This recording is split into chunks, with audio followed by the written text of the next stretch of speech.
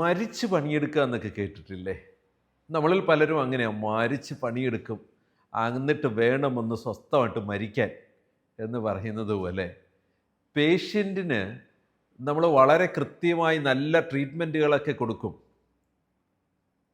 ഓർക്കണേ, ക്രിട്ടിക്കലായിട്ടുള്ള ചില സെൻസിറ്റീവായിട്ടുള്ള ചില ഇൻഫർമേഷൻസ് ഉണ്ട്, ചില കോൺഫിഡൻഷ്യലായ ഇൻഫർമേഷൻസ് ഉണ്ട് ട്രീറ്റ്മെൻറ്റുമായിട്ട് ബന്ധപ്പെട്ട്. അത് പേഷ്യൻറ്റിൻ്റെ ഒരു കൺസേൺ ആവശ്യമാണ് നമ്മൾ അവരുടെ നിയറസ്റ്റ് റിലേറ്റീവിനോട് പറയുന്നതിന്.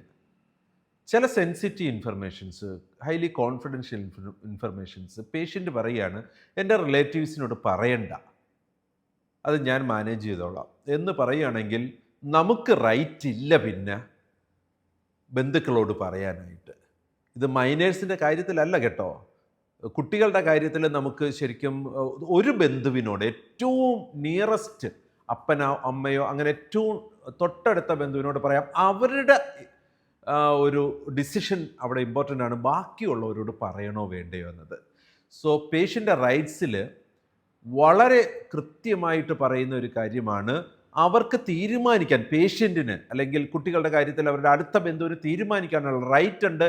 ആ ഇൻഫർമേഷൻ ആരൊക്കെ അറിയണമെന്നത് അല്ലെങ്കിൽ അറിയണ്ട എന്നത് PRE 2 രണ്ടാമത്തെ standard, patient rights includes determine what information regarding their care would be provided to self and family.